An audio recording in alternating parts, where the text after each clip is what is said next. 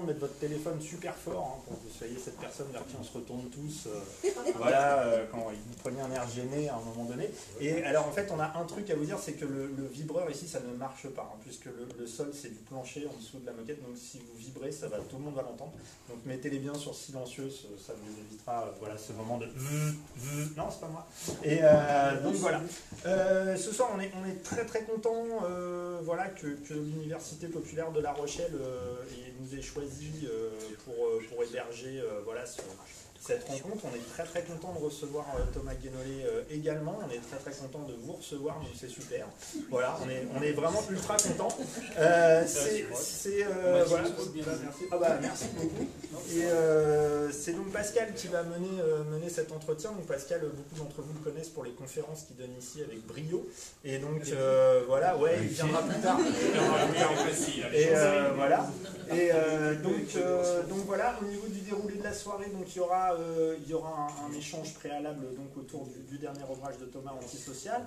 Ensuite, il y aura un échange avec vous, bien sûr, que Pascal dirigera. Et puis après, il y aura un petit temps, évidemment, où vous pourrez, pour ceux qui ne l'ont pas déjà, prendre le livre et évidemment avoir une petite signature. Toutes les histoires d'argent se déroulent après. C'est-à-dire, vous prenez le bouquin et tout, vous n'êtes pas obligé de le payer d'abord et puis d'aller, etc. Il n'y a aucun souci. On est un peu timé parce qu'après, il faut aller manger et que ici, c'est La Rochelle, c'est comme ça pour manger. Et que les cuisines ferment si vous n'êtes pas là à 21h45, très bien. Donc mais bon, dans l'ensemble, on a quand même de quoi passer une bonne soirée. On vous remercie encore beaucoup d'être là, et puis maintenant on laisse la parole à Pascal et à Thomas. Bonsoir à tout le monde, et vraiment très content, il y a encore des gens qui arrivent, c'est extraordinaire. C'est la première de l'Université populaire de La Rochelle.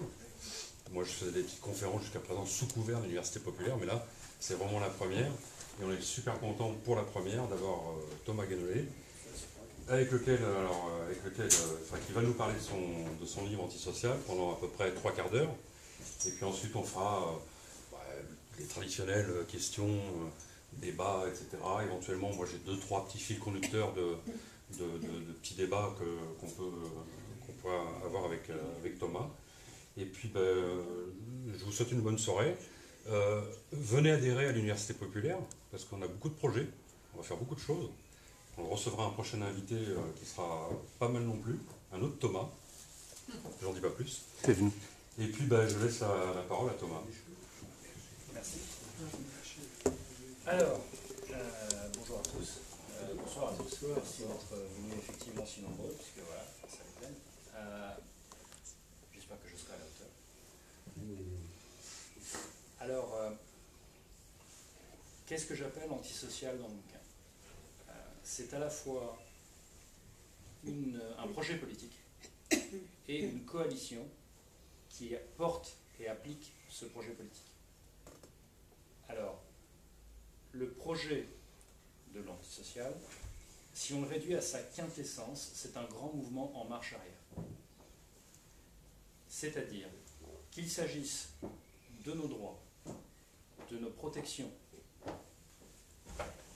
de nos mécanismes de solidarité ou de nos mécanismes de partage. Notez bien que ce n'est pas la même chose, solidarité et partage. Solidarité, on prend le système comme il est, on essaye de l'humaniser en mettant des mécanismes pour que les gens sortent quand même un peu la tête de l'eau. Les aides sociales, par exemple, c'est ça. Un service public, c'est du partage. C'est pas la même chose, voyez. Donc il faut faire attention à ne pas confondre les deux concepts, parce qu'on peut avoir un système aussi dégueulasse qu'actuellement, avec encore des mécanismes de solidarité. Si on intensifie en revanche les mécanismes de partage, c'est incompatible avec le système en place. Et donc, il me semble qu'on doit prendre l'habitude de réclamer plus de partage et non pas plus de solidarité.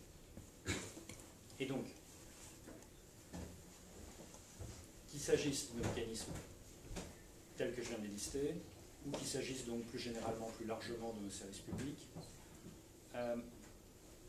il s'agit systématiquement, et notez bien, ce qui trahit l'intention, c'est le caractère systématique de la chose, systématique. Il s'agit de revenir en arrière. De revenir en arrière, c'est-à-dire de détruire ce qui a été ajouter ce qu'on appelle, quand on dit progrès social, c'est bien parce qu'il y a eu une amélioration de la situation, et cette amélioration a été par plus de droits, plus de protection, etc., par rapport à la situation antérieure, bien sûr. Et là, il s'agit donc de revenir à une situation qui était donc simplement plus injuste. Je résume. Et donc vous vous retrouvez dans cette situation qui est le principal mensonge, mais pas le seul, on va y revenir, le principal mensonge de la propagande de ce système-là, qui accompagne ce projet-là. Le principal mensonge, c'est de se présenter comme étant quelque chose de moderne, comme étant une modernisation. Une modernisation. C'est faux, c'est tout simplement faux, puisque à chaque fois que je cherche s'il y a un moment ce qu'ils ont en projet a déjà existé, la réponse est oui, et c'est il y a longtemps, ou alors très longtemps, ou alors vachement longtemps. Donc, quelques exemples rapidement. La réforme de la SNCF consiste à ne plus avoir un monopole du service public ferroviaire qui circule donc sur les rails. À la place, on va avoir, les rails vont certes rester la propriété de l'État, ils n'ont pas osé aller jusqu'à carrément privatiser les rails, mais on ajoutera d'autres compagnies et donc il y aura diverses compagnies. Il y en aura une qui aura, pour une durée à mon avis limitée, un statut d'entreprise publique et non plus de service public, et elle sera en concurrence avec d'autres compagnies qui, elles, seront privées, et elles vont donc se répartir des tronçons par concession. Donc voilà, le 8h57 qui va à Nantes, il est pour toi. Voilà, parce qu'on est bien d'accord, ils ne vont pas vous faire passer deux trains au même moment sur les mêmes rails. La concurrence n'est pas possible. Ce n'est pas de la concurrence, ce n'est pas vrai. Il est impossible de faire passer deux trains à la même heure sur les mêmes rails, donc ça ne peut pas être de la concurrence. Ce que c'est un partage de l'exploitation entre des grandes firmes qui vont donc devenir ce qu'on appelle en économie un oligopole. Et donc, ça, c'est avant 1936. C'est avant la création de la SNCF en 1936. Bon. L'auto-entrepreneur, c'est donc une modernisation. Ou le contrat de mission, c'est une modernisation. Tout ça, c'est présenté comme des modernisations du droit du travail. Sauf que, concrètement, ça s'appelle un ouvrier payé à la tâche. L'ouvrier payé à la tâche, c'est la fin du 19e. La retraite à 65 ans, parce qu'on va vous sortir des choses très très compliquées, on va vous parler de compte notionnel et des trucs comme ça. On a commencé à vous en parler, je crois. Vous entendez ça déjà ou pas? La retraite par compte notionnel, parce que la Suède, c'est bien. Alors, en gros, ça veut dire, vous allez partir, dans le meilleur des cas, à 65 ans. Alors, même si, en vrai, il s'agit juste de pouvoir faire valoir ses droits à la retraite, alors que pour la plupart d'entre nous, on aura déjà arrêté de bosser, puisque l'âge moyen, c'est 58 ans. Donc quand on vous dit, j'y reviendrai peut-être pas sur les retraites, je ne sais pas encore, mais quand on vous dit on vit plus longtemps, donc il faut travailler plus longtemps, donc on va repousser à 65 ans pour qu'on travaille plus longtemps, c'est un mensonge, puisqu'à l'heure actuelle déjà, on est à un départ à la retraite qui est en moyenne à 58 ans, y compris, petite parenthèse, les cheminots. Les cheminots partent à la retraite en moyenne à 58 ans.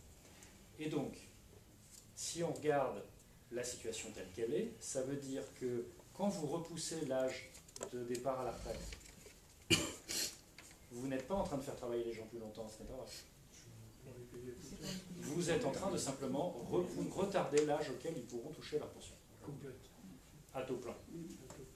Donc en réalité, la prochaine fois qu'on vous dit, c'est un exemple typique de propagande, la prochaine fois qu'on vous dit attendez, on vit plus longtemps donc il faut travailler plus longtemps, vous répondrez c'est un mensonge, vous êtes juste en train de vouloir baisser mes retraites.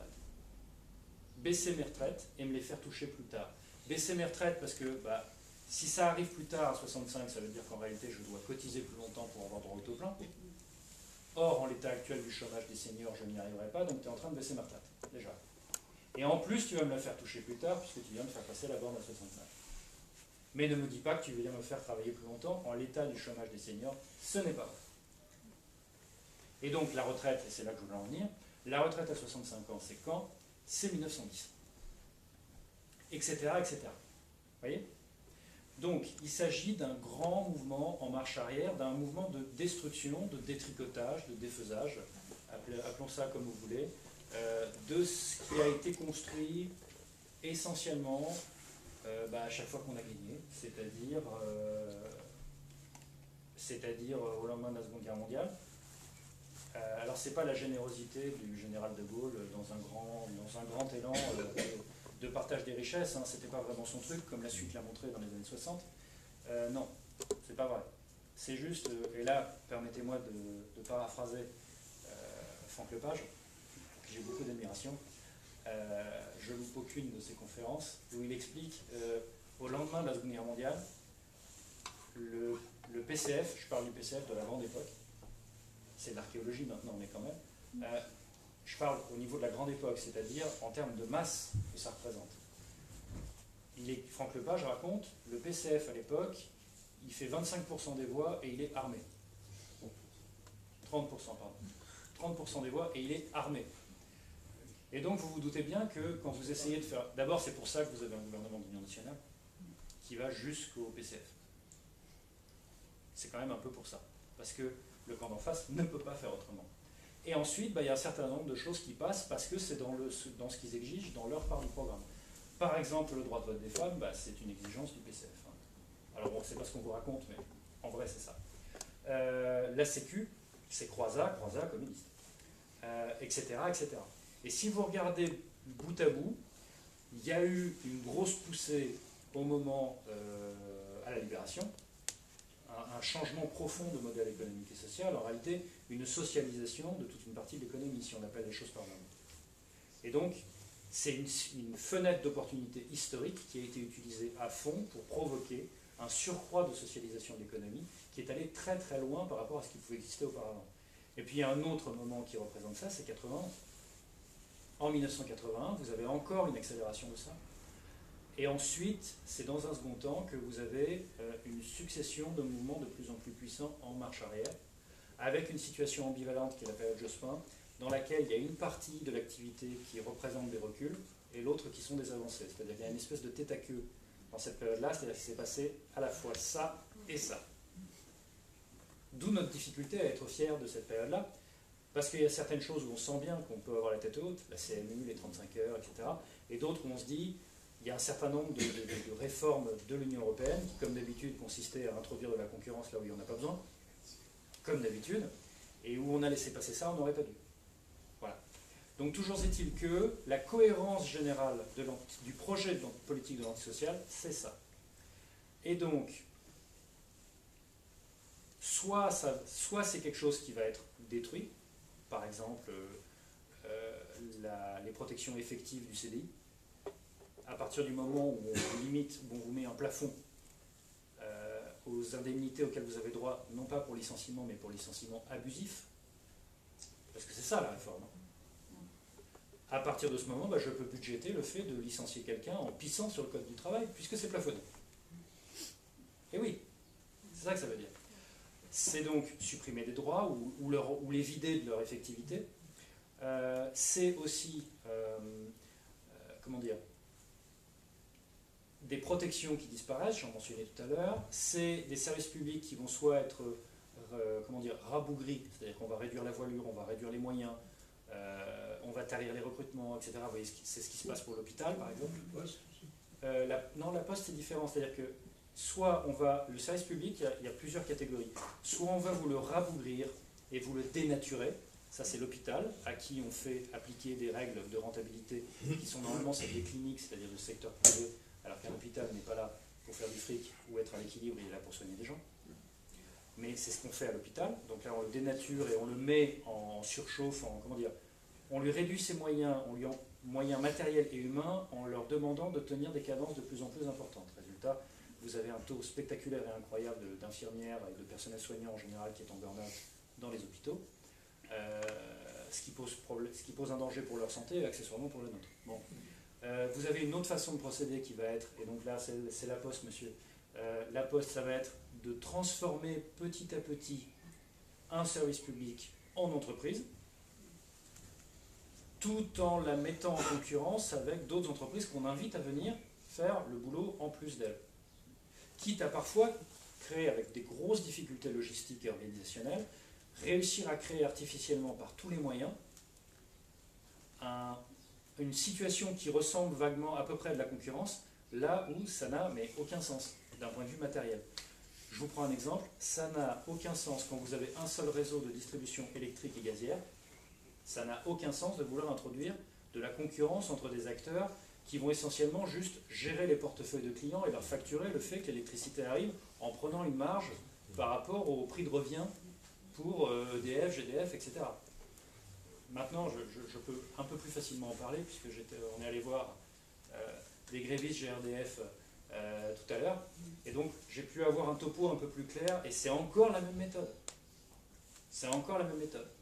Donc on vous rajoute, on vous démembre la chose en plusieurs entités, donc la poste, vous avez la poste, banque postale, etc., qui vous les simple comme il faut. Les facteurs loulous.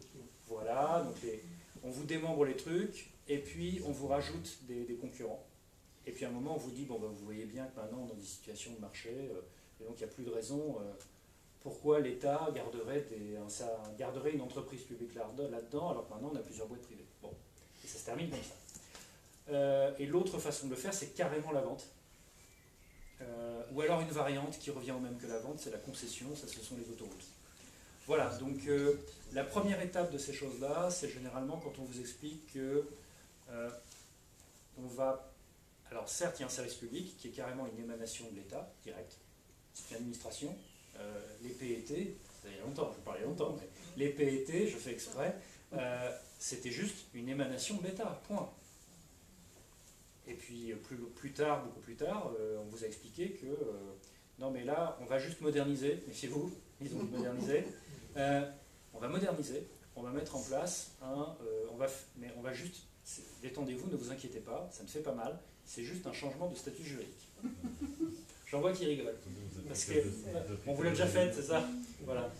Et donc, voilà, émanation de l'État, établissement public, entreprise publique, privatisation. Voilà, c'est tout. Et à un moment, quelque part là-dedans, on fait rentrer les concurrents. Ça devient tellement absurde qu'on en est au stade où même...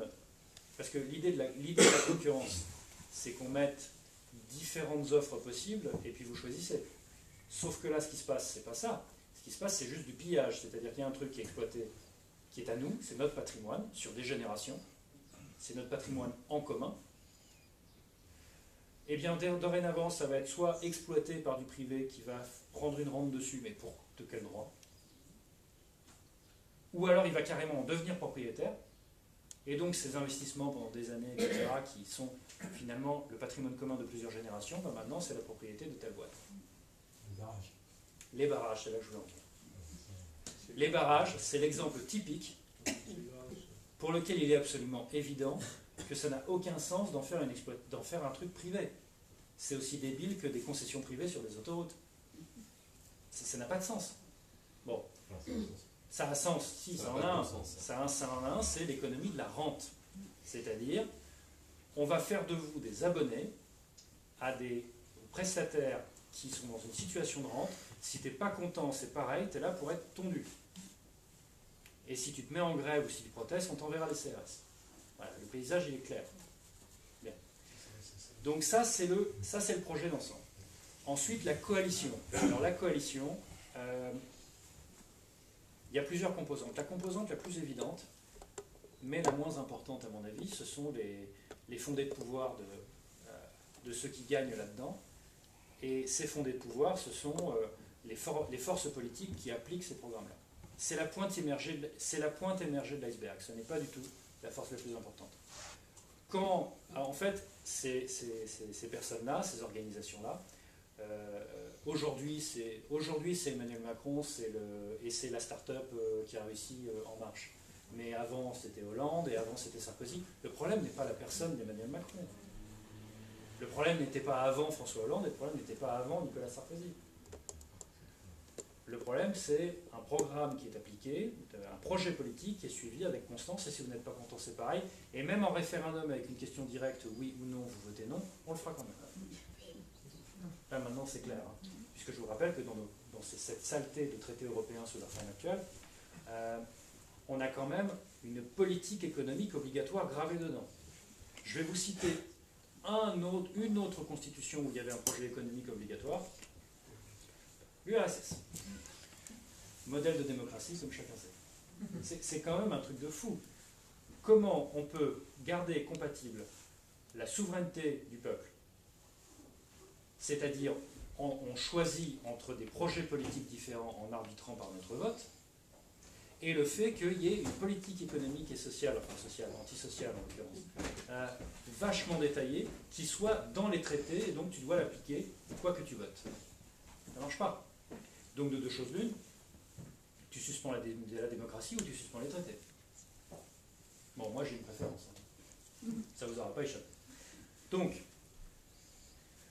il y a une force politique qui applique ça. Bon. Il y a les oligarques qui traitent nos biens communs comme une grande partie de Monopoly. En gros, c'est ça, si vous regardez bien. Alors, je dis oligarque. Je dis oligarque parce que l'oligarchie, selon Aristote, c'est le gouvernement de la cité par une infime minorité dans son propre avantage au détriment de tous les autres. Eh bien, c'est exactement ça. Donc, Pinault, Niel, Arnaud, etc., ce sont des pillards et ce sont des oligarques. C'est-à-dire qu'ils sont en train de mettre en coupe réglée l'économie et le social, compartiment par compartiment. C'est très méthodique. Voilà. Alors pourquoi ces oligarques sont le cœur du problème? Ils sont le cœur du problème parce que le top 9-10 d'entre eux, à peu près, pas exactement, mais ça se recoupe assez fidèlement, ont investi massivement dans des choses qui leur font perdre de l'argent. Donc c'est pas pour gagner, c'est pas pour leur rentabilité économique, c'est pour autre chose, obligé. Ce sont les médias de masse du secteur privé. Ils ne gagnent pas d'argent là-dessus. Ou alors que dalle par rapport à d'autres activités. Donc c'est pas pour faire du fric, c'est investi dans un média. Si c'est pas pour faire du fric, c'est pourquoi? Quel est le gain? C'est simple, c'est une machine de propagande. C'est une machine de propagande. Et cette machine de propagande, donc, va dans le sens de l'intérêt de l'actionnaire. Ce sont des outils, la façon polie de le dire, c'est ce sont des outils d'influence. Oui, ce sont des machines de bourrage de crâne. Pour pouvoir obtenir par matraquage l'adhésion, ou au moins la résignation. De soumission. La résignation, c'est pas exactement la même chose. Il y a beaucoup de gens aujourd'hui qui ne sont pas d'accord, mais qui sont résignés. Ce qui n'est pas la même chose que la soumission. La soumission, c'est j'intériorise et j'accepte explicitement la domination. La résignation, c'est j'aimerais bien que ce soit autre chose, mais de toute façon, ça ne sert à rien de bouger, c'est foutu d'avance. Ce sont deux catégories différentes. Il y en a une des deux qui est moins difficile à rallumer, au sens du Brésil. Elle est difficile, mais elle est moins difficile que ceux qui ont carrément intériorisé explicitement le fait de se soumettre à ça. Et qui en sont généralement à des croyances de type oui, j'ai des chances raisonnables de devenir millionnaire. Oui. Tu as à peu près, c'est vrai, oui, tu as les chances qui correspondent aux chances de gagner au loto, effectivement. Donc voilà. La machine de propagande des médias de masse privés, ça se prouve très facilement. Ça se prouve en deux mots. Comme dans le jeu Pyramide, je ne sais pas s'il existe encore, je ne vois plus la télé, mais si ça existe encore, peut-être, je ne sais pas. Vous savez, les briques. Donc en deux mots, cheminot. Voilà, si vous aviez encore un doute sur le fait que les médias de masse privés sont des instruments de propagande, vous voyez ce que les cheminots se sont pris dans la gueule. À part violeurs d'enfants, je crois qu'ils ont tout eu. Non, mais là, ils ont eu preneur d'otage, ils ont eu terroriste, puisque preneur d'otage, ça veut dire ça. Ils ont eu saboteur, là, récemment, alors que c'est un problème de sous-investissement dans les infrastructures à cause des gros malins qui nous gouvernent. Et... S'ils mangent les enfants qui vont passer leur bac. Ah, voilà, oui, c'est une variante. Les pauvres enfants, c'est marrant. Les enfants qui passent leur bac, on en a, dans les médias de masse privés, on n'en a rien à foutre. Toute l'année de la situation des lycéens, on est d'accord, on n'en parle jamais. Genre, je sais pas moi, les problèmes de dépression et de suicide, genre de trucs, enfin des problèmes assez lourds qui existent chez les lycéens. On s'en fout toute l'année. Arrive le bac, on va en parler, genre les sujets habituels, micro-trottoir, alors c'était dur, ah ouais, je suis content, enfin le truc habituel, je suis content, j'ai eu mon bac, je suis ces trucs tous les ans, c'est des marronniers quoi. Bon, Mais arrive une grève des cheminots, et là, par contre, on vous ressort, mais c'est les nouveaux damnés de la Terre, quoi. Bon. La ficelle est tellement grosse qu'on a même eu des cas où ils ont raté leur montage, manifestement. Il y a eu un cas de BFM TV, où, évidemment, mais où c'était vraiment risible, c'est-à-dire, ils ont gardé au montage le mec en train de poser des questions. Vous l'avez vu, c'était dans une heure d'ailleurs. Vous vous sentez pris en otage, et là, bon, bah c'est bon, là au moins, on l'a tel quel. C'est bien le porteur de micro, c'est pas un journaliste. C'est bien le porteur de micro qui est en train de lui mettre le mot dans la bouche. Voilà. Ce qui, en droit, ça s'appelle de la subordination de témoin. Alors, quand un avocat fait ça, normalement, on le coupe et on lui dit non, là, il y a subordination de témoin, tu fais pas ça. Tu le laisses répondre, tu lui mets pas la phrase complète avec un point d'interrogation. Alors, par contre, en micro-trottoir, on a le droit de le faire. Bon. Donc, cheminot, voilà, preuve de propagande. Voilà, on nous a ressorti la prime au charbon qui n'existe plus depuis les années 70. On nous a ressorti leur âge à la retraite, leur âge autorisé, vous voyez comme ils sont vicieux, leur âge autorisé de départ à la retraite, alors que leur âge réel, pas l'âge autorisé, l'âge réel auquel ils partent, c'est 58 ans en moyenne, comme tout le monde. Voilà. Donc s'il y en a qui sont déjà dans la situation ou qui envisagent de partir à la retraite plus tôt que l'âge légal, etc., en se disant j'aurai pas mon taux plein, mais je suis fatigué, j'arrête, etc., et donc vous liquidez le truc à 58 ans en vous disant je ne vais pas le crier sur les toits quand même parce que c'est un peu tôt. Non, détendez-vous, vous êtes dans la moyenne en fait. Donc relax. En fait, c'est normal. Ensuite, il y a les médias de masse publics. Alors c'est plus étonnant que les médias de masse publics participent à la propagande. Pardon, j'ai oublié le deuxième mot. Le deuxième mot, vous l'aurez deviné, c'est éditorialiste. Vous voulez savoir la ligne éditoriale, c'est-à-dire la ligne politique d'un grand média, voyez qui est éditorialiste. Qu'est-ce qu'il raconte? Il peut y avoir d'autres programmes ou audiovisuels qui ne sont pas sur la même ligne. Mais, si vous voulez connaître la ligne éditoriale fondamentale, le ton dominant dans le média, vous regardez qui est éditorialiste. Donc RMC, bah, c'est Éric Brunet, éditorialiste vedette. Donc ça veut dire que RMC, la ligne éditoriale est poujadiste, en gros. BFM TV, vous regardez qui prend la parole de manière récurrente sur leur plateau, etc. Ou la version hardcore qui est BFM Business, bah, vous voyez à peu près. Donc c'est la droite qui va très très loin dans l'antisocial. Voilà, c'est la droite radicalement antisociale. Il ne faut pas dire qu'elle est libérale, parce qu'un vrai libéral n'est pas pour le partage des rentes. Hein. Donc c'est pas vrai, c'est une escroquerie. C'est pour pouvoir prétendre qu'ils défendent la liberté. Ils ne défendent pas la liberté, ils défendent le partage des rentes de situation entre des milliardaires. C'est pas ça le libéralisme. Adam Smith n'a jamais écrit ça. D'ailleurs, Adam Smith est beaucoup cité par les gens qui se prétendent libéraux, mais manifestement, il n'a pas été lu. Parce qu'il y a un passage, il est dans le bouquin d'ailleurs, il y a un passage que je cite sur, où il prend la défense des ouvriers qui se coalisent pour réclamer de meilleurs salaires face à l'entente permanente des patrons pour les maintenir bas. C'est pas un cégétiste ou un mec de Sud qui vous dit ça, c'est Adam Smith dans La richesse des nations. Donc c'est pas des libéraux, c'est pas vrai. Et donc, la ligne éditoriale, vous voyez donc RMC comme ça. France Inter est un cas intéressant parce que France Inter, alors je vois qu'il y a des gens des générations précédentes dans la salle, vous avez connu France Inter, radio de gauche. Oui. Voilà, c'était une radio où il y avait les différentes sensibilités. Ça correspondait en gros aux différentes sensibilités du PS de l'époque où le PS lui-même était un parti où la sensibilité de droite était minoritaire.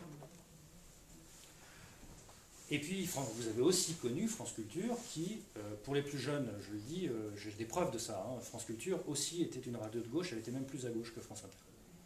Ça paraît dingue quand vous avez Finkielkraut à l'antenne, mais, ou Brice Couturier, éditorialiste chez eux, qui vous dit qu'il est de gauche, et le seul élément sur lequel on peut se baser, c'est qu'il vous le dit. Alors Arte, j'y reviens, mais Arte, en fait, il y a encore beaucoup de gens qui croient, parce que le ton est bienveillant, que 28 minutes est une émission progressiste. Sauf que ça fait, je crois qu'ils ont je sais plus. En fait, je crois que Agnès Verdier-Molinier, maintenant, elle doit avoir un lit de camp sur place. Tellement elle est invitée souvent. Donc, mais d'un autre côté, ils invitent aussi mon copain Porcher. Donc, Il n'y a pas que- mais, Ouais, mais c'est un mais- racisme. voilà, mais Agnès Verdier-Molinier, je ne sais pas combien de fois elle a été invitée. Faut faire ce On compare les statistiques de fréquentation quand on veut. C'est-à-dire qu'en fait, ce qui fait croire que 28 minutes est une émission progressiste, c'est qu'ils sont, et c'est vrai, absolument intransigeants sur toutes les questions de racisme, de discrimination, de questions d'accueil des réfugiés, etc. Mais dès qu'il s'agit de partage des richesses en France, il n'y a plus personne. Donc, c'est autre chose. Et c'est sociétal par rapport à social. Je n'emploie pas ce clivage-là parce qu'en réalité, je considère qu'on doit nous-mêmes défendre toutes ces causes en même temps. Et en plus de ça, il y a une partie de l'extrême droite qui essaye de nous concurrencer, je parle nous parce que je suis à la FI, tout le monde le sait, bon, voilà, qui essaye de nous concurrencer en disant la gauche ne se préoccupe que de sociétal, elle a abandonné le social, et ils essayent de recruter des électeurs en répétant ça en boucle, en disant en gros, avec le langage fin de l'extrême droite, qui est la gauche maintenant n'en a que pour les homosexuels et les réfugiés, elle oublie de s'occuper des chômeurs. Et ils répètent ça en boucle, en disant sociétal contre social. C'est vraiment leur truc. Et la mauvaise réponse, c'est de dire ah mais nous, on s'occupe vraiment du social. Parce que dans ce cas-là, on est en train d'entrer dans un engrenage où on considérerait, nous aussi, que les questions d'homophobie, les questions de racisme, les questions d'accueil des réfugiés deviendraient des questions qui sont sales. Et donc il faut être ferme sur le fait qu'on défend toutes ces causes en même temps. Donc oui, effectivement, on est à la fois sur le piquet de grève et à la Gay Pride, et il n'y a pas de problème. Voilà, simple. Parce que sinon, je vous certifie qu'on entre dans un engrenage où ça se termine de manière super sale. Après, pour en revenir donc à la ligne éditoriale des médias de masse, je reviens au cas de France Inter. Il y a quelques émissions qui sont des poches de résistance, je vais dire. Par Jupiter est un bon exemple, mais vous n'avez le droit de dire des trucs fermement progressistes qu'avec un nez rouge de clown. Et quand on est belge. Oui, eh ben, apparemment, non, Guillaume Meurice n'est pas belge. Mais bientôt, il va demander la nationalité peut-être, je ne sais pas, mais c'est un copain en plus, Guillaume Meurice, donc ouais. Mais en l'occurrence, France Inter maintenant c'est Monsieur Seux, l'éditorialiste de tête. Alors Monsieur Seux, dans la matinale donc, vous lui demandez l'heure, il vous répond qu'il faut péter le code du travail. Faites le test, hein, faites ça chez vous. Et donc vous constatez, ça vous donne une idée de la ligne éditoriale fondamentale de France Inter. C'est comme ça. Et France Culture, bah, si vous regardez bien, ils ont vraiment déserté, je parle des matinales, hein, ils ont vraiment déserté des thèmes qui étaient importants pour eux il y a encore des années, et ils sont partis dans quelque chose de super malsain qui ressemble vachement à un fan club de Manuel Valls, il faut dire ce qui est. Et donc bon, c'est leur choix, mais c'est dommage par rapport à ce que France Culture a été.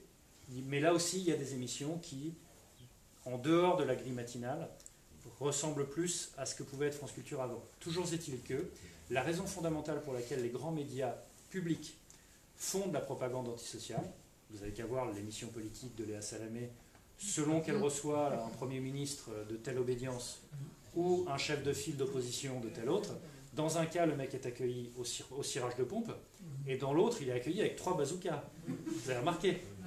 Bon. Et donc, pourquoi vous avez ça? Pour une raison très simple. Les médias publics, en termes de chaîne de commandement, ultimement dépendent du gouvernement en place. On peut se raconter des histoires, mais fondamentalement, c'est ça. Et donc, au fil des années, comme ça fait maintenant pas mal de temps qu'on enchaîne les gouvernements antisociaux, bah, si vous voulez faire carrière dans l'appareil de Radio France ou de France Télévisions, bah, il faut être sur ces convictions-là, ou en tout cas sur cette ligne éditoriale-là, pour ne pas avoir de problème. Voilà, c'est simple. Attendez juste, il y a des poches qui existent encore, mais vous pouvez vérifier, elles sont quasiment systématiquement en train d'être attaquées. Le plus bel exemple de ça, c'est France 3. Soir 3 est à ce jour le dernier journal télévisé avec une ligne éditoriale de gauche. C'est les derniers. Il n'y en a plus d'autres. Alors il y en a qui me disent j'aime bien Arte. On parle quand vous voulez du traitement par le JT d'Arte des questions internationales. En gros, l'OTAN c'est bien. Voilà. Point. Point. Voilà. Une minute. Ouais. Et donc, là, je décris, je me focalise sur ça pour changer un peu, parce que je pourrais vous faire la présentation que je fais d'habitude, qui est beaucoup plus focalisée sur le démontage des mensonges ambiants un par un, mais comme je l'ai beaucoup fait, je me dis, je ne voudrais pas, pour ceux qui l'ont déjà vu ou qui ont déjà, j'essaye de me renouveler. Et donc, vous avez cette construction par un appareil de propagande, et c'est indispensable. Pourquoi c'est indispensable? Parce que la majorité de la population à l'heure actuelle est perdante dans l'évolution du système. Perdante. Sa situation se dégrade ou stagne dans une situation pas terrible du tout, voire dramatique. Je dis dramatique parce que il y a encore, alors où je vous parle, il y a plus de 10 000 chômeurs qu'on doit appeler sans emploi. J'y reviendrai si vous le souhaitez, il faut qu'on arrête de dire chômeur. Chômer, c'est choisir de ne pas bosser. Quand il y a 120 000 postes vacants et 5 600 000 chômeurs, par définition, les gens n'ont pas le choix, et même en les fliquant, même avec un pistolet sur la tempe, vous n'arriverez pas à les faire bosser puisqu'il n'y a pas de boulot. Bon. Mais donc, c'est les sans-emploi. Et donc, il y a plus de 10 000 sans-emploi qui meurent prématurément chaque année du fait de conséquences indirectes de leur chômage, notamment les dépressions, les suicides, etc. Donc, la situation est dégradée ou très grave pour la majorité de la population. Donc l'appareil de propagande est indispensable pour anesthésier le mécontentement qui devrait en résulter de manière majoritaire. Et comme le pillage s'intensifie et le rabaissement de nos droits, de nos protections, de nos solidarités, etc., est de plus en plus intensifié, eh bien la propagande s'intensifie aussi, c'est-à-dire qu'on entend à l'antenne, à longueur d'onde, des monstruosités qui auraient été traitées avec un éclat de rire général il y a encore une poignée d'années. Donc on est dans cette situation-là. Alors, vous savez déjà, je suppose, ou alors c'est que je ne l'ai pas répété ou que je ne l'ai pas assez répété fort, les deux voies qui me semblent indispensables pour pouvoir sortir de cette situation. Car il peut y en avoir d'autres, mais à ma connaissance, il n'y en a que deux qui marchent. La première, c'est le front politique et le front social. Le front politique est plus large que simplement construire une force politique qui se présente aux élections. C'est vraiment construire une contre-culture politique. C'est-à-dire arriver à faire masse sur le fait de dire non à ce qui est engagé en ce moment et sur le fait d'être tous capables de défendre, d'argumenter, de promouvoir l'autre chemin possible. Donc ça donne, de mon point de vue, ce qu'on est en train de faire là où je suis, c'est-à-dire la France Insoumise. Je ne détaille pas, je ne suis pas là en meeting, simplement, ça c'est le front politique. Et puis il y a le front social. Le front social, ce sont les grèves, les manifestations, etc. Alors quand je dis ça maintenant, il y a eu déjà énormément d'initiatives cette année, elles sont encore en cours, et il est tentant de se dire « Ah ben ça ne marche pas terrible ». Pardon. Alors déjà, il y a un certain nombre de mouvements, bizarrement les grands médias n'en parlent pas trop, mais il y a un certain nombre de grands mouvements qui ont déjà obtenu des choses. Par exemple, les routiers, ils ont fait mine de s'attaquer, de mettre le pays en panne d'essence, et le gouvernement s'est couché tout de suite. Vous avez eu beaucoup d'articles ou de reportages là-dessus? Rien. Rien. Ça n'existe pas. Par contre, 15 reportages d'affilée sur « Ah, mais dans le mouvement syndical, alors, selon l'Institut OPIF, ils étaient 12. » Donc voilà, l'estimation bidon sur combien ils étaient. Vous voyez. L'incident violent complètement marginal, avec toutes les caméras braquées dessus, genre il s'est passé que ça cet après-midi-là. Littéralement, à un moment, c'était un vélo cramé. C'est du vécu, hein. Il y a eu une séquence entière sur un vélo cramé. Il y avait je ne sais pas combien de personnes dans la rue, grosse manif, convergence des luttes, voilà, un vélo cramé. Et machin, les feux de l'amour. Machin s'entend mal avec Bidule, qui ne sait pas s'il parlera encore à un tel, alors que les mecs sont tous en randonnion en train de défiler en même temps, mais tout va bien. Bon. Donc voilà, traitement habituel. Pendant ce temps-là, un mouvement est en train de gagner, le gouvernement se couche, zéro, rien, on n'en parle pas. Autre exemple, la grève SNCF, vous voyez, c'est manifestement en train de devenir un échec. Ah bon? C'est bizarre parce que si je fais la liste de tous les trucs qui ont été obtenus en cours de route du simple fait d'avoir commencé à faire grève, en réalité, il y a déjà des victoires. Alors, du point de vue des cheminots et secondairement du mien, c'est pas assez. Mais il y a déjà des victoires. Est-ce qu'on en parle dans la machine de propagande? Non. Qu'est-ce qu'on a en revanche comme récit? On a déjà le... Vous avez vu comment il est ferme, comment il est fort, comment il est beau, comment il sent bon, etc. Bon. On a une belle vaisselle. Oui, voilà. Donc, quand vous mettez tout ça bout à bout, dans le front social, en réalité, si on considère que ça coûte des jours de salaire à des gens qui, pour beaucoup, ont déjà des débuts de mois difficiles, que c'est usant, nerveusement et physiquement, que c'est des choses qu'il faut expliquer dans sa famille, qu'il faut expliquer aux amis, qu'il faut expliquer aux collègues, qu'il faut expliquer aux gens qu'on croise, qu'on met dans la merde parce qu'il y a des grèves qui sont provoquées et qu'on se prend les usagers en pleine poire. Quand vous mettez tout ça bout à bout, on est bien d'accord qu'il vaut mieux que l'épreuve soit réglée vite. Or, pour que ça soit réglé vite, il faut démarrer très fort dans des grèves. Les manifs, c'est bien, mais en fait, c'est secondaire. Des grèves. Et ce sont des grèves de blocage. C'est ça qui marche.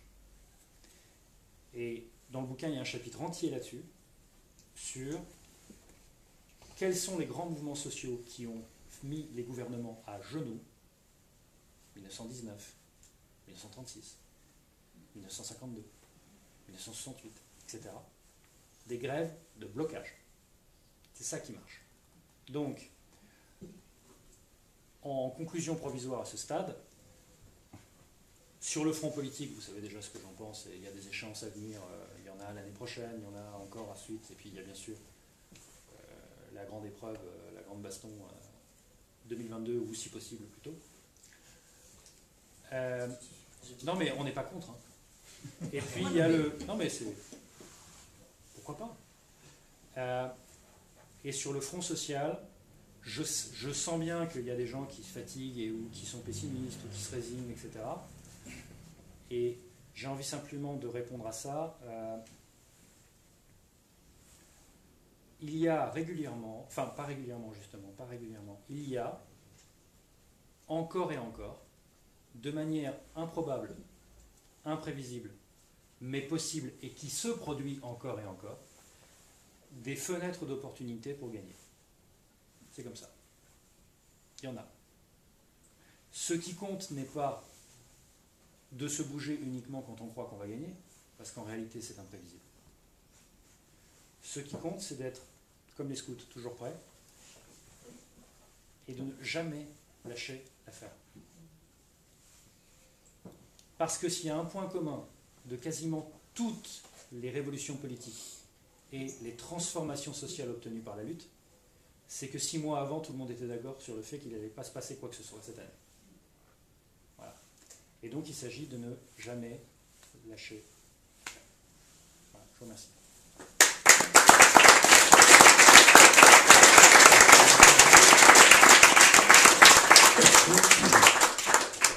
Et on va se faire une séance de questions.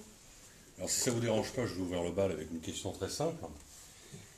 C'est Thomas, est-ce que tu peux nous expliquer quelles étaient tes intentions précises en écrivant le bouquin Antisocial, en sachant que c'est le 4e, si je ne me trompe pas. Oh, non, c'est plus que ça, mais c'est... Ah bon? Mince. Non, mais dans les... On a eu...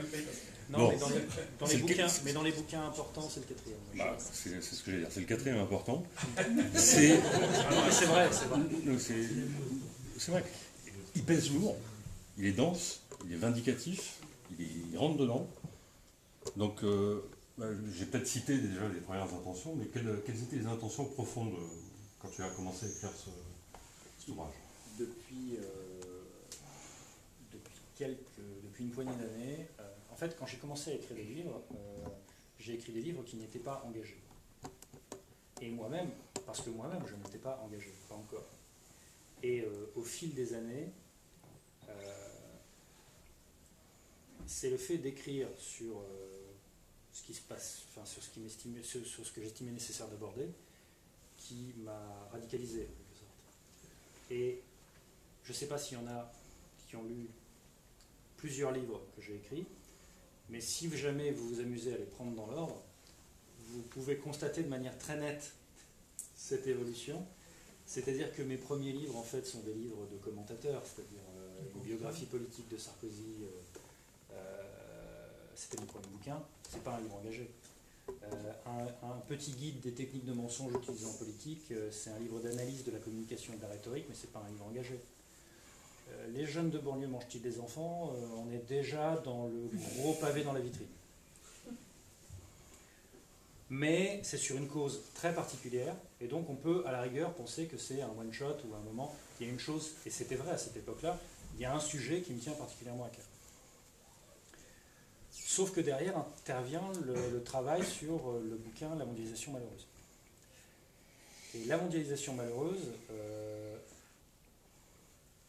je prends conscience, en travaillant de manière très approfondie sur les différents thèmes, l'enjeu de la mondialisation, que je ne vois pas comment on peut conclure autrement qu'en étant altermondialiste. En tout cas, moi, j'arrive à cette conclusion. Voilà. Et donc, il y a une gradation. Et donc, Antisocial, c'est le livre qui correspond au stade où moi-même j'en suis, c'est-à-dire que c'est le premier livre que j'écris alors que je suis politiquement engagé. Donc, ce livre est un livre de combat. Ce livre est un livre de combat. Et je l'ai écrit à la fois par colère, par moteur profond, parce que je vous invite à vous poser cette question pour vous-même. On a tous, je crois à ça, je ne suis pas sûr, on a tous en nous un moteur très très profond qui est un combat en particulier. Un en particulier. Formulé d'une façon assez précise d'ailleurs. Il y en a, c'est sauver la planète. Vous voyez ? Il y en a, c'est ça, le plus profond. Il y en a, c'est les inégalités. Il y en a, c'est la pauvreté. Il y en a, c'est la culture. Moi, c'est l'injustice. Mon moteur profond, c'est la révolte vis-à-vis de l'injustice. Et donc, ce livre-là porte, enfin, c'est évident quand on le lit, porte ce message-là, cette révolte-là. Et puis, il y a un aspect plus instrumental dans le bouquin, c'est que je l'ai écrit pour deux sortes de publics, ceux qui ne sont pas forcément au courant, et c'est important qu'ils sachent à quelle sauce ils sont en train d'être mangés, que c'est important de donner les clés de lecture et de compréhension pour qu'ils puissent ensuite se révolter aussi. En connaissance de cause et non pas parce qu'on aurait appuyé sur un bouton, parce qu'on les aurait caporalisés ou quoi que ce soit, c'est en connaissance de cause. Maintenant que vous avez tout ça en main, maintenant vous savez, révoltez-vous. Et l'autre catégorie de public, c'est ceux qui sont déjà révoltés, parce que je pense que le bouquin peut, modestement, leur faciliter le boulot. Parce que c'est un manuel de combat en réalité. C'est-à-dire, là-dedans, vous avez, thème par thème, grand thème par grand thème, les arguments de l'adversaire défoncés un par un de manière factuelle et sourcée. Les éléments véridiques dont on ne parle pas, qui rendent la situation révoltante, et un panorama des réformes dégueulasses qui sont en cours ou qu'on va se prendre sur la tête. Et donc, il y avait cet aspect-là aussi qui était manuel de lutte. Voilà. Donc c'est tout ça. C'est ce que j'ai ressenti, moi, clairement, personnellement, en le lisant. Écoutez, José ? Oui, à la fois, donc, je reprends ta conclusion et je veux dire, je la partage parce que moi-même, je suis engagé au même mouvement que toi. Par contre, on a quand même le sentiment depuis 25-30 ans qu'il y a plus de recul que d'avancées positives. Quand je dis ça, je pense ce que tu écris comme contenu. Quand tu dis ce qu'est écrit Noam Chomsky, et qui est valable pas que pour les États-Unis, quand tu prends le bouquin de Serge Alimini, pour ceux qui connaissent, qui s'appelle Grand Bond en arrière, qu'il a écrit en 94, 15, dans ces années-là, si ma mémoire est bonne, que j'ai lu aussi, qui parle un peu des mêmes thématiques que les tiennes, on a quand même, enfin, il faut y croire, hein, mais quand même, on a le sentiment qu'on a plus reculé depuis 30 ans que, c'est vrai que les avancées comme les avancées maintenant du CNR, etc., c'est pas effectivement tous les ans, ni même tous les 10 ans, mais, et aussi, l'analyse qu'on peut faire, c'est parce qu'il y a eu un éclatement, un émiettement, et puis, comment dire, le mouvement ouvrier a explosé en vol pour des tas de raisons depuis 30 ans. Et donc, enfin, j'ai le mouvement ouvrier au sens large du terme. Donc, j'entends les solutions que tu préconises, mais c'est vrai que au quotidien, c'est quand même pas évident. Là-dessus, à mon avis, on vient de finir une séquence historique qui a duré grosso modo un quart de siècle, un peu plus, un peu moins, qui va du processus d'implosion de l'Union soviétique au grand crack de 2007-2009.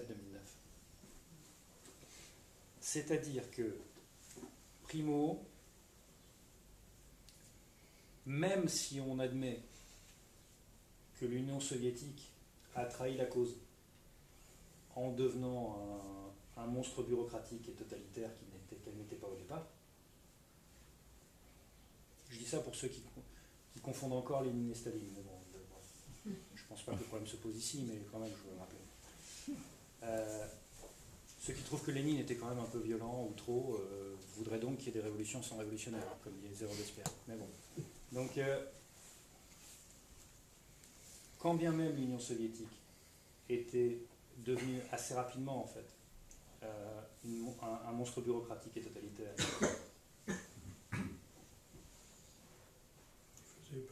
non, c'est pas ça. Oui, mais pas seulement. C'est que à partir du moment où cela s'écroule, il y a quand même, avec cet écroulement, disqualification profonde de ce que cette usurpation usurpait, c'est-à-dire le marxisme. Et il a fallu se relever de ça. Et il a fallu aussi, pardon, mais dans toute cette force qui veut non pas humaniser de son mieux un système inhumain, mais en changer.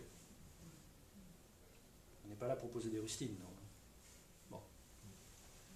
D'autant plus que ça ne vous aura pas échappé, maintenant qu'il n'y a plus ce grand contrepoids géopolitique, je suis d'accord avec vous, monsieur, maintenant qu'il n'y a plus ce grand contrepoids, il ne vous aura pas échappé que l'adversaire ne veut pas négocier. Donc les sociodémocrates, dont le cœur de la pensée politique, c'est qu'il faut négocier avec l'adversaire pour arriver à un compromis raisonnable de partage des richesses, il faut qu'ils intègrent, ils ne l'ont toujours pas intégré, que l'adversaire ne veut pas négocier.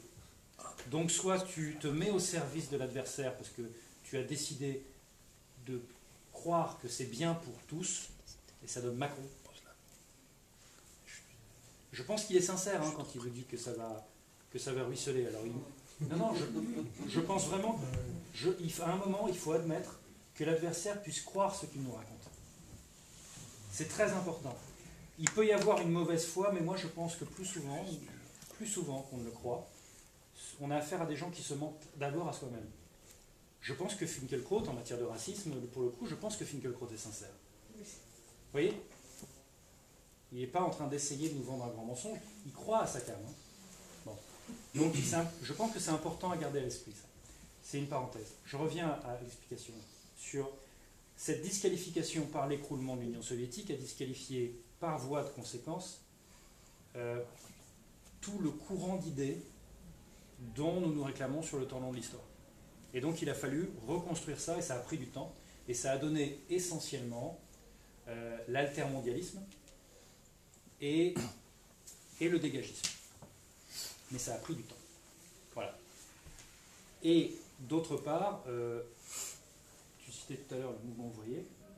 Le mouvement ouvrier, pareil, à partir du moment où il n'est pas adossé à une grande force politique qui elle-même a la force de quelque chose qui est considéré comme souhaitable ou pas, mais en tout cas possible, tout de suite, le mouvement syndical, il a plus de mal. Il est en train de négocier sur pas trop fort, s'il vous plaît. Voilà. Ça donne ça. Et donc, il y a eu cet enjeu-là. Sauf qu'ensuite, il y a eu 2007-2009 qui fait rentrer dans les têtes de toute une génération, et une génération au sens large, que, en fait, le système en place non plus ne marche pas. La disqualification du système en place, c'est-à-dire, on pense qu'on peut le battre ou on ne le pense pas, mais il y a plus grand monde qui pense que c'est un système qui fonctionne bien. Voilà. La ligne de défense maintenant, c'est ouais, mais vous n'avez rien d'autre à nous proposer. Ce qui n'est pas la même chose que ce système est formidable. Et ça, c'est 2007-2009. Quand on a tous vu, que, voilà, que le truc s'écroule tout seul, et il est réparé avec notre fric, et derrière on nous dit que quelque part c'est parce que les États s'endettent trop. Et là, on a senti quand même qu'il y a... Voilà. Et ce qui a réhabilité la nécessité d'une alternative. Et donc maintenant, on en est à, d'un côté, un système en place qui intensifie son pillage parce qu'il n'a pas de grand adversaire géopolitique. Et parce qu'il n'y a pas eu d'alternance, de vraie alternance pour le calmer. Et il accélère aussi, à mon avis, parce qu'ils ont la trouille. Il y a un côté, il y a une espèce de fait. Vite. À mon avis, il y a un côté, il faut les finir, quoi. Vous vous rendez compte à quel point, je veux dire, le déchaînement, vis-à-vis de la FI en tout cas, le déchaînement de propagande délirante et haineuse, et Corbyn a le même problème au Royaume-Uni, et Sanders a le même problème aux États-Unis, et je ne vous parle même pas de l'Amérique du Sud. Enfin voilà. Donc ce déchaînement-là, c'est à la fois le triomphe total, parce qu'il n'y a pas d'adversaire, etc.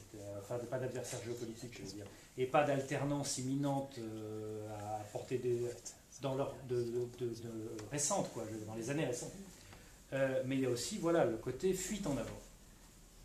Fuite en avant. L'hubris, quelque part. Et, mais, parallèlement à ça, et donc, pardon, on est en train de faire un petit peu de la dialectique, hein, là, quand même. Mais, bon. Mais oui, donc ça va finir par se voir, les enfants. Mais, donc, et articulé à ça, il y a le fait que l'altermondialisme, le dégagisme, et donc que maintenant on appelle humanisme, et je pense que c'est une bonne façon de l'appeler, effectivement, est en train de se constituer en force sérieuse de changement de système.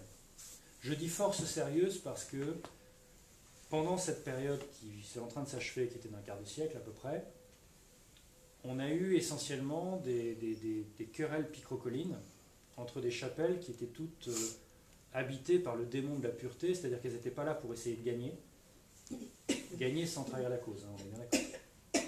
Elles n'étaient pas là pour gagner, elles étaient là pour exprimer qu'elles sont plus purement de gauche que toi. C'est tout.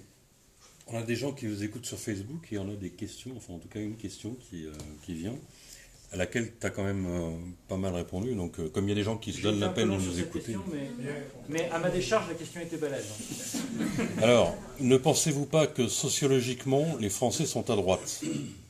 Autre question, pourrons-nous... Est-ce que je peux les prendre une par une? Oui. Sur le fait que les Français soient sociologiquement à droite, non, je ne pense pas que ce soit vrai. Je pense que, de manière générale, il y a une minorité de la population, un peu moins de la moitié, qui est véritablement politisée, et puis il y a un grand marais. Et donc, les minorités actives, chacune dans son camp, aux différentes échéances électorales, mais c'est pareil pour les mouvements sociaux, c'est la même chose pour les mouvements sociaux, ce sont des minorités qui sont véritablement actives politiquement ou syndicalement, qui entraînent les autres. C'est toujours comme ça, dans les différents camps.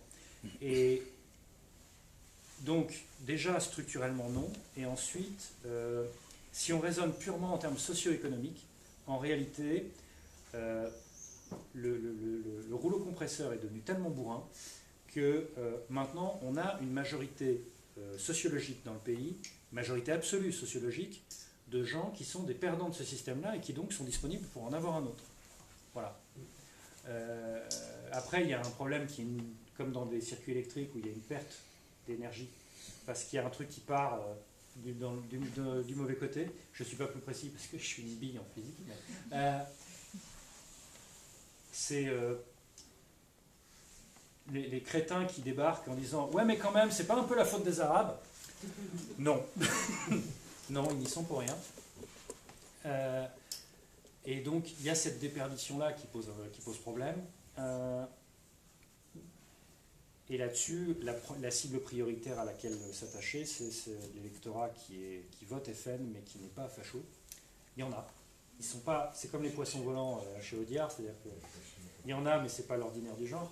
Il y en a. Et donc, il s'agit de les récupérer, il faut être clair. Parce qu'ils n'ont rien à faire là-dedans. Vous voyez ? C'est un électorat qui est disponible véritablement pour changer de système, mais c'est un électorat qui est désorienté. Il n'y a pas d'autre possibilité. Donc il faut aller les chercher, mais les chercher de manière... pas en les insultant, en leur disant « t'es trop con, t'as rien compris », c'est une mauvaise approche. Hein. C'est à peu près aussi subtil que de draguer une fille en lui disant « première phrase, quand est-ce qu'on baisse ?» Ça marche pas. Et donc là, en l'occurrence, il vaut mieux quand même y aller, si possible, avec un peu de tact, quand bien même vous avez de l'urticaire par rapport au racisme. Il faut bien comprendre qu'il y a une partie de l'électorat du Front National qui en réalité sont des désorientés, désemparés. Et qu'il s'agit donc d'aller chercher par un travail de conviction et de persuasion. Et en plus, c'est un devoir civique. C'est un devoir civique de les sortir de là. Sérieusement. Alors l'autre question, c'est pourrons-nous, alors le nous, j'imagine que c'est le camp des progressistes, gagner les élections alors que les médias mainstream formatent les cerveaux? Alors on en a pas mal parlé. C'est la grosse difficulté. Il y a deux façons, il y a trois grandes façons de... C'est un obstacle énorme. C'est d'ailleurs le dernier verrou du système, à mon avis. Il y a au moins trois grandes façons de le contrer, peut-être plus, on va voir. Il y a ce que l'ami Ziegler appelle l'intégration subversive, c'est-à-dire que quand vous avez l'opportunité de passer dans des médias, quand bien même vous désapprouvez la structure d'ensemble, il faut y aller. Ça ne va pas vous étonner que moi je vous dise ça. Voilà, il faut y aller. Il faut y aller pour, quand bien même vous savez que vous êtes que vous êtes l'alibi de diversité politique sur le plateau, il faut y aller. C'est important. Même si vous savez que vous allez vous retrouver à 4 contre 1, enfin à 3 contre 1, 4 quand le présentateur s'y met. Ce qui n'est pas systématique, mais ça arrive. En fait, c'est le contraire. C'est plutôt quand le présentateur reste impartial que c'est rare. Mais ça existe. Encore une fois, il ne faut pas généraliser. Et donc, l'intégration subversive, première méthode. Deuxième méthode, construire des médias alternatives. Il y a des très bons exemples de ça. Le meilleur exemple à ce jour, c'est un média de presse écrite, c'est le Monde Diplo. Moi, je tiens à dire, je le dis à chaque fois que je peux, parce que je tiens à ce que ça se sache, ma propre formation intellectuelle et idéologique doit énormément à la lecture du Monde diplomatique. J'ai été abonné au Monde diplomatique avant de savoir que j'étais altermondialiste. Ça s'est fait dans cet ordre. Donc manifestement, le Monde diplomatique a eu, en tout cas sur moi, une influence décisive. Donc ça fait partie des choses qui doivent exister et qui permettent donc de lutter, de combattre cet obstacle. Ensuite, il y a quelque chose qu'on néglige trop, qui est le fait de propager les idées partout autour de vous, partout où vous pouvez, tout le temps. Je prends quelques exemples simples. La machine à café au bureau. Les couloirs des lieux de travail et de rencontres. Les discussions de couloir. Ce n'est pas exactement les mêmes que les discussions de machine à café parce que c'est plus bref. Les repas de famille, en plus, c'est souvent marrant. Oui, mais il y a des indécis autour de la table en fait. Mais voilà. Et en fait, plus largement, tout lieu, et pas forcément en étant directement dans... En fait, les discussions politiques arrivent assez vite dans les conversations. Les Français sont un peuple pas du tout apathique et extrêmement politisé en réalité. Et donc les conversations politiques arrivent assez vite. Il y a juste une chose qu'il faut garder à l'esprit parce qu'on est tellement nombreux à avoir ce travers-là. Vous n'êtes pas là pour expliquer au mec qu'il n'a rien compris. Arrêtez avec ça. C'est pas ça la bonne approche. Le t'as rien compris ne marche pas. Et en plus, c'est prétentieux. Voilà. Débattre d'égal à égal. Ne pas s'énerver.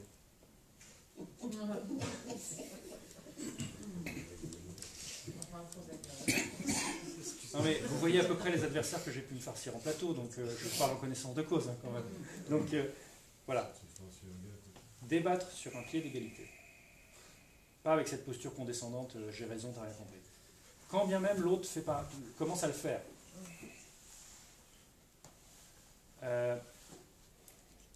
Donc ne pas s'énerver et se mettre au maximum pendant la conversation à la place de l'autre. Très important. Toi, tu es dans telle situation, ben là, il y a telle chose, etc. Mais tu sais quoi, telle chose, telle réforme, c'est en train de te nuire à toi. Pourquoi tu les soutiens? C'est une méthode typique, ça, c'est simple. En plus, c'est intellectuellement honnête, donc c'est irréprochable. Voilà. Non, parce qu'il y a des méthodes malhonnêtes aussi, mais on peut en rester quand même aux méthodes honnêtes de préférence. Moi, je préfère. C'est plus efficace en réalité les méthodes intellectuellement honnêtes. C'est mieux de ne pas prendre les gens pour des imbéciles parce que, contrairement à ce que croient un certain nombre de propagandistes actuels, dans le camp d'en face notamment, en fait, quand on nous prend pour des cons, on le sent. Voilà.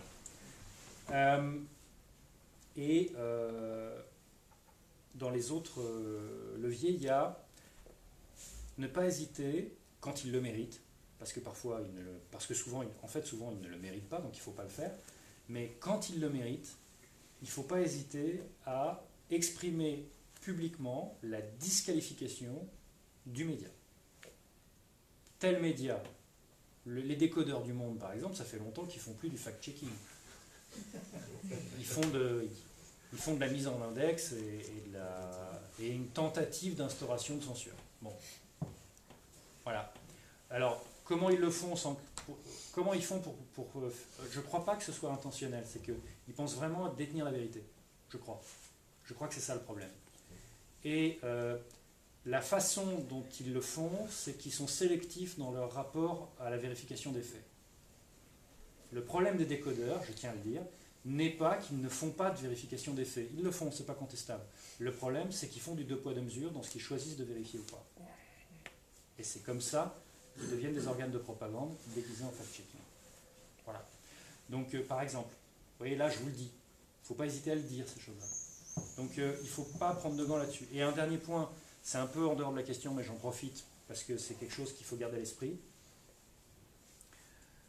Parce que ça, c'est un panneau dans lequel on peut tomber facilement. Le mec que vous avez en face de vous, il vous assène les pires monstruosités antisociales sans apporter la queue d'une preuve. Et vous apportez la contradiction en disant non, c'est pas vrai, ce qui est vrai, c'est ceci. Et là, il vous dit, mais sur quoi tu te bases pour affirmer ça? Et là, vous, ayant tellement l'habitude d'être sur la défensive, vous commencez, bon élève, à répondre en apportant des preuves. Et à aucun moment, vous vous êtes interrogé sur, mais au fait, il n'est pas censé étayer le bullshit qui m'amène là. N'oubliez pas de commencer par questionner la personne sur ses preuves ou ses éléments, n'importe lesquels, qui lui permettent d'affirmer que si les chômeurs n'ont pas de boulot, c'est parce qu'ils ne cherchent pas assez. Il a quoi comme preuve? Et vous allez rire, je vous invite vraiment à tester ça. Parce que 9 fois sur 10, ils n'ont rien, ils répètent juste ce qu'ils ont entendu à la télé. Ce qu'ils ont entendu à la télé n'étant pas étayé déjà, ça va de soi. C'est Bruno Jeudi ou Nathalie Saint-Cric ou Christophe Barbier en train de se faire leur barbecue habituel sur C'est dans l'air et en train de répéter du café du commerce en vocabulaire journalistique et ça donne, on sait bien on sait bien rien du tout, tu es juste en train d'affirmer un truc que tu ne vas pas prouver comme d'habitude. Voilà, donc faut garder ça à l'esprit. Toujours commencer par questionner l'affirmation péremptoire avant d'apporter tous les éléments que vous avez vous pour affirmer le contraire. Mais ça, soyez pas pressés d'apporter votre propre démonstration. Commencez déjà par apporter le constat que la personne qui vous avance des trucs, en fait, raconte des choses qui sont de l'ordre du oui-dire. Madame au fond? Voilà. Je voudrais revenir sur ce qui a été dit, je ne sais plus par là, et ce à quoi vous avez répondu, par rapport au fait que des fois on a un peu l'impression qu'il y a un sentiment de lassitude parce qu'on ne voit pas le bout, etc. Et qu'il n'y a pas de solution. Enfin.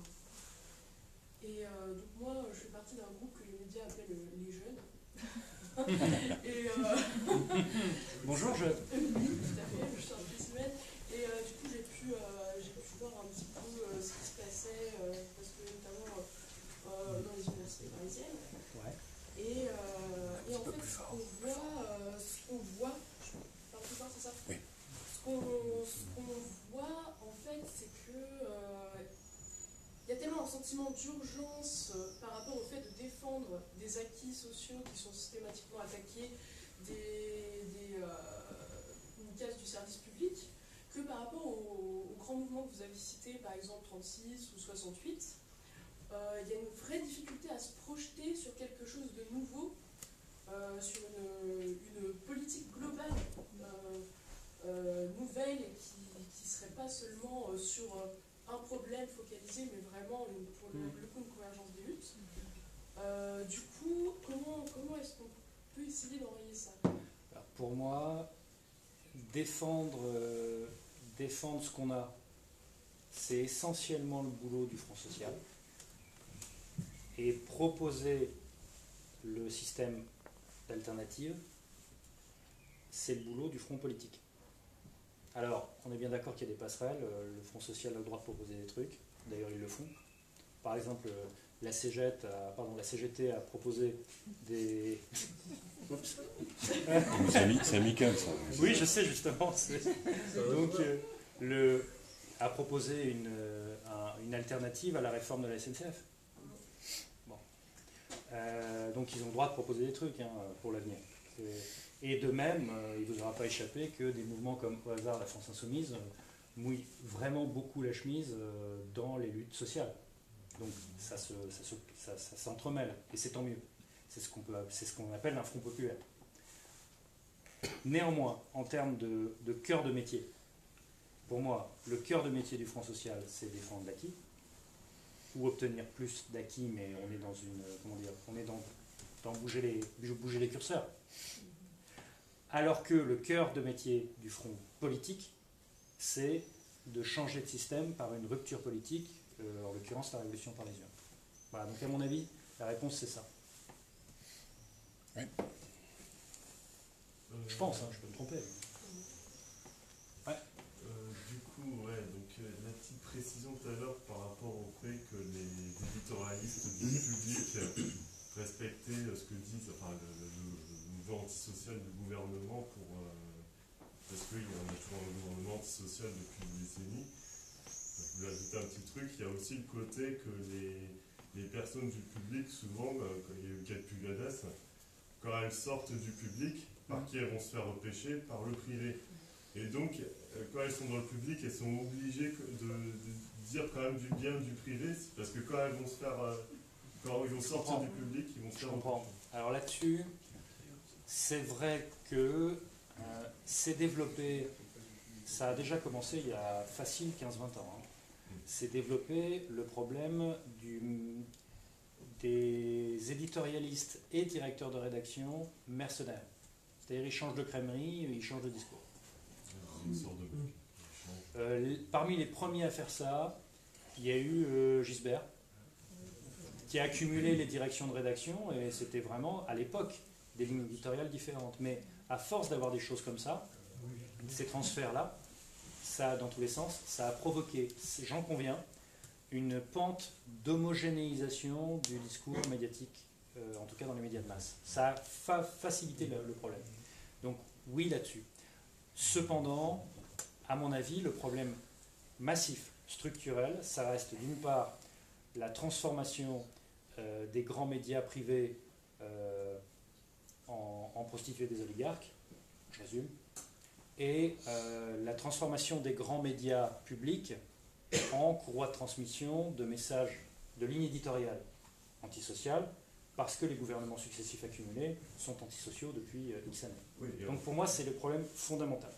et en plus, il y a une histoire sous Sarkozy qui désignait directement le président du CSA. Ça change rien. Et qu'aujourd'hui, ils sont. Non, non, ça change rien. À l'époque de Mitterrand, c'était désigné par le CSA, Oui. mais en vrai, c'était désigné par Mitterrand. Voilà. Et c'est pas. Et moi, honnêtement, je trouve pas ça choquant. C'est pas ça mon problème. Mon problème, c'est les garanties d'indépendance et c'est l'équilibre. C'est-à-dire que il est très difficile d'arriver spontanément à une situation pluraliste dans le paysage médiatique. En vrai, la seule chose, à mon avis, qui puisse fonctionner dans les grandes masses, pas seulement la création de médias alternatifs, si on raisonne dans les grandes masses, en fait, il faudrait simplement revenir à la situation qui était normale dans les années 80-90, c'est-à-dire que ça n'a jamais été contractualisé, mais il y avait une sorte d'accord tacite. Dans l'audiovisuel, les grands médias privés étaient de droite et les grands médias publics étaient de gauche. Et donc tout le monde avait à bouffer, politiquement, et en termes de traitement, ligne éditoriale. Et donc, ça allait à peu près. Vous voyez ? Et donc, à la rigueur, moi, si on revenait à une situation comme ça, moi je saurais m'en contenter. Si j'avais la possibilité d'allumer France Inter et d'avoir ainsi une radio de gauche, ça m'irait. Mais à l'heure actuelle, si j'écoute France Inter le matin, je n'ai pas ça. L'après-midi ou le soir, je dis pas, ça dépend des heures. Mais le matin, c'est mort. Voilà, l'interview de Léa Salamé, à une époque, ça avait sa place à Europe 1, pas ailleurs. Et maintenant, c'est l'interview phare sur France Inter. En termes de ligne éditoriale historique, c'est n'importe quoi. Il nous reste juste un peu de temps pour une dernière question. Pardon, hein, j'essaye pourtant de faire court, mais j'ai... Moi j'avais une question, donc vous êtes à la FI, c'est un mouvement qui a voulu se construire, en tout cas dans les modalités de manière différente, en rupture avec les autres partis, et donc vous êtes responsable de l'école de formation à la FI. Je voulais savoir dans l'approche que vous avez, en quoi ça se distingue justement de ce qui peut avoir lieu dans les autres partis, avec disons une ligne, puis sur tel ou tel sujet, il faut penser ça, cela. Alors, d'abord sur l'école elle-même, ça se distingue des autres formations politiques par le fait que ce dispositif n'existe pas dans les autres formations politiques. Ça n'existe pas. Les formations de LREM en sont restées pour l'instant au stade de l'atelier post-it copié sur les séminaires d'entreprise. Non mais je me suis renseigné quand même, et ils en sont là. Et ils ont l'intention, mais j'en vois toujours pas la queue, ils ont l'intention de mettre en place véritablement des formations, mais qui seraient des formations destinées aux futurs candidats aux élections. Et dans ce cas-là, c'est des choses qui existent déjà dans plusieurs partis. On n'est pas sur le format d'éducation politique qui prévaut à l'école FI. Bon. Et alors, ce qui m'agace, c'est qu'un certain nombre de journalistes politiques mettent ça dans le même sac que ce que fait Marion Maréchal-Le Pen.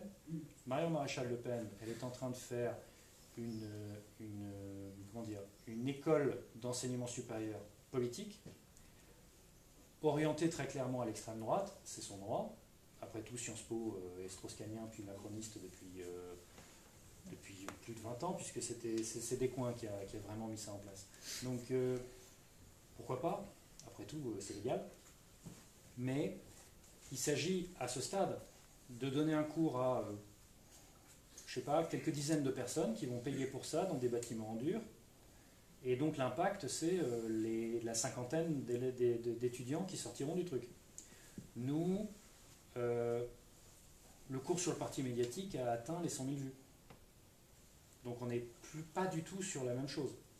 Donc sur le dispositif, on est clairement sur quelque chose qui est une école dématérialisée, au sens où les élèves de l'école, les étudiants qui sont dans l'amphithéâtre, en fait c'est tous les gens qui sont devant leur écran au moment où on fait le cours.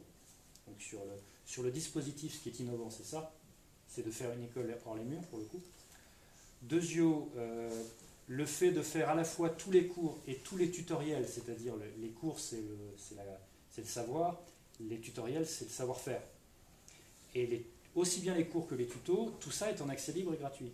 C'est-à-dire que, alors que d'habitude, la culture des différentes forces politiques, j'en ai fréquenté comme conseiller à une époque, enfin comme consultant, pas comme conseiller, mais ils sont là, je cache mes trucs de formation parce qu'on peut me les piquer, etc. Nous c'est open bar.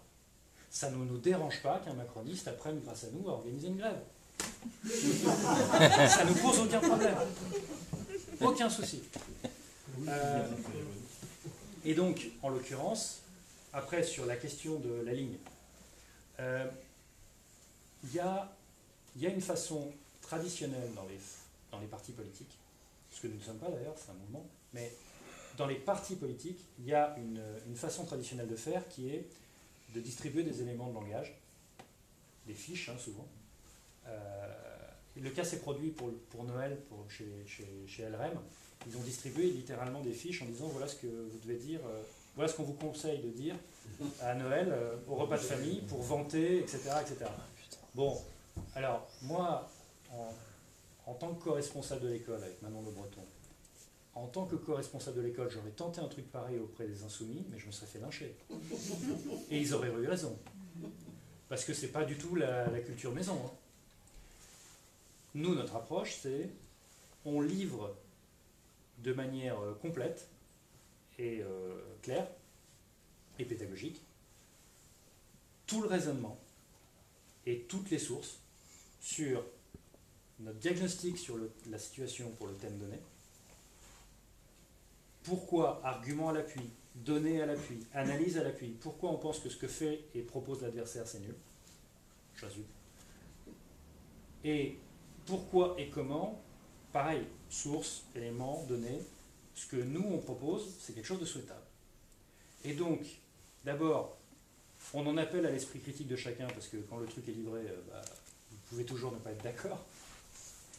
Et pour ceux qui sont dans ce combat, il y a l'idée que vous n'allez pas être à même de réciter les fiches.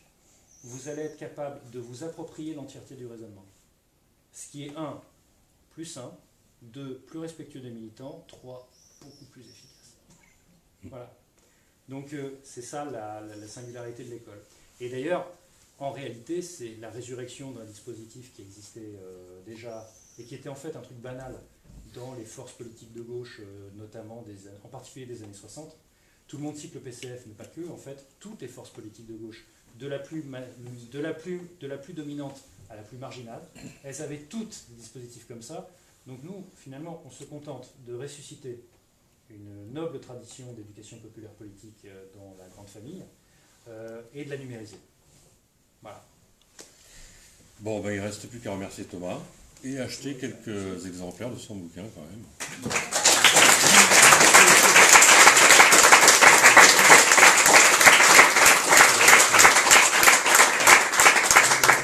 Et pour celles et ceux